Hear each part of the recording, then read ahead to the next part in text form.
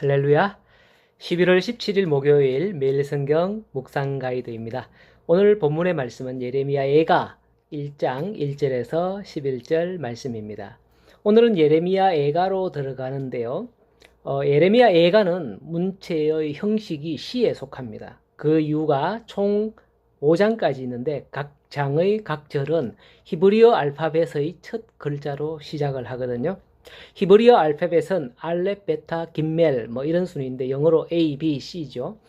1절은 첫 글자가 알렙으로 시작하고 2절은 첫 글자가 베타로 시작하고 3절은 김멜로 시작하는 이런 형식으로 총 22글자 알파벳에 맞추어서 각 장이 22절까지 되는 겁니다.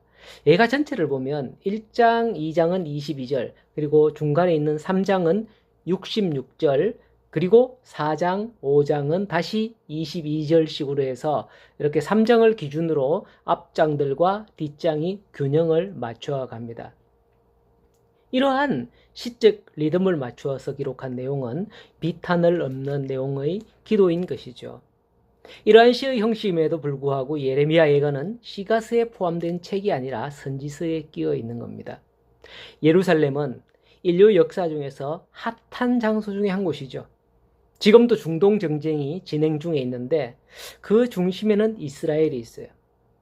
성경에 이스라엘이 나오니 비그리스도인도 적은 교회와 관련된다라고 보고 교회까지도 좋지 않는 시선으로 좀 보는 것을 느끼는데 참 안타까운 일입니다.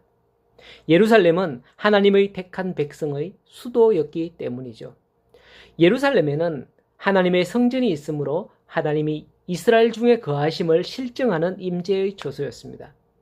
그러나 남유다의 패망과 함께 하나님의 성전마저 무너지고 불탔으며 무참히 약탈당하게 됩니다.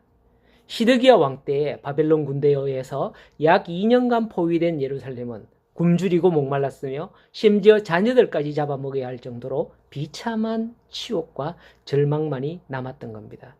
이러한 내용에 관하여 전에 살펴보았던 예레미야의 내용에서 이미 하나님께서 예레미야를 통해 바벨론에 항복할 것과 그렇지 않을 때 겪게 될 일들에 관한 그런 예언이 있었던 겁니다. 그럼에도 불구하고 시드기야 왕과 고관들은 예레미야가 첩자라고 몰아세우며 예언을 무시한 결과 이 같은 비극을 맞이하게 된 겁니다. 왜 남유다나 북이스라엘이 패망할 수밖에 없었냐?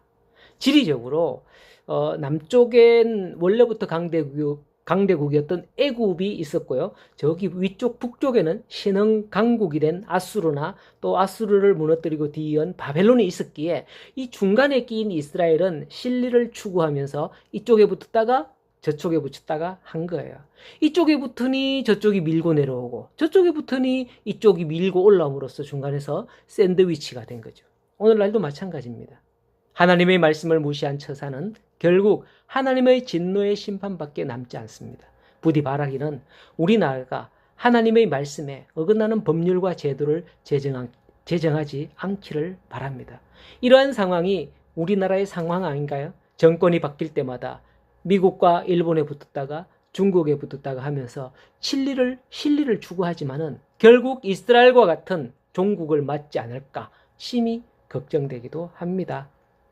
자, 본문의 내용을 간단히 살펴보면 1에서 4절은 바벨론 군대가 휩쓸고 지나간 뒤 아무것도 남지 않았던 예루살렘의 황폐함을 묘사함으로써 패망의 처절함을 부각시키고 있습니다. 하나님의 심판을 예언하고 그 심판을 직접 본 장본인으로서의 예레미야. 끝내 죄악의 길에서 돌이키지 않다가 자신의 예언대로 된 일에 대하여 극도의 슬픔을 감추지 못하고 있는 것을 봅니다. 그리고 5절에서 9절은 그 패망을 이전의 영화와 비교하면서 하나님의 영광이 떠났기에 이 같은 일이 벌어졌고 그 대적들 또한 멸망을 비웃고 있음을 탄식을 합니다. 마지막 9절 후반부터 11절은 하나님의 처소, 성소를 짓밟는 원수들만이라도 처벌해 주실 것을 호소하고 있는 것을 보는데요. 저들은 과연 하나님이 계시는 성전이 그럴까? 하나님이잖아. 이렇게 했지만은 하나님의 영광이 떠난 성전은 바벨론 군대에 의하여서 철저하게 비참하게 무너뜨리고 유린당하고 마는 겁니다. 구약시대 구속사의 핵심이었던 성전은 구약의 백성들이 거듭된 하나님의 권면과 촉구를 듣지 않고 죄악을 고집하다가 결국 패망하기에 이르렀습니다. 그렇다면 신약시대는 어떤가요? 하나님은 예수 그리스도를 우리에게 보내셨지만은 신약의 유대인들도 결국 예수 그리스도를 십자가에 못 박고 말았습니다. 이러한 일은 이미 하나님의 뜻 가운데 있는 일이지만은 예수님의 가룟 유다를 향한 이 말씀이 생각나요. 마가복음 14장 21절에서 보면 인자는 자기에 대하여 기록된 대로 가거니와 인자를 파는 그 사람에게는 화가 있으리로다. 그 사람은 차라리 나지 아니하였더라면 자기에게 좋을 뻔하였느니라. 이렇게 말씀을 하셨죠. 그렇습니다. 그게 아무리 하나님의 예정하신 뜻대로 되는 것이라 할지라도 그것을 주도하는 자는 하나님의 진노를 면치 못한다는 거예요. 지금도 사도행전 이후 성령의 시대입니다. 요한복음 14장에서 예수님은 말씀하시기를 보혜사 성령을 우리에게 보내주신다고 말씀하셨고, 마태복음 12장 31절에서 말씀하기를 성령을 모독하는 것은 사심을 얻지 못한다 라고 말씀하시면서 성령을 누든지 말로 거역하면 이 세상과 오는 세상에도 사심을 얻지 못하리라 말씀하셨습니다.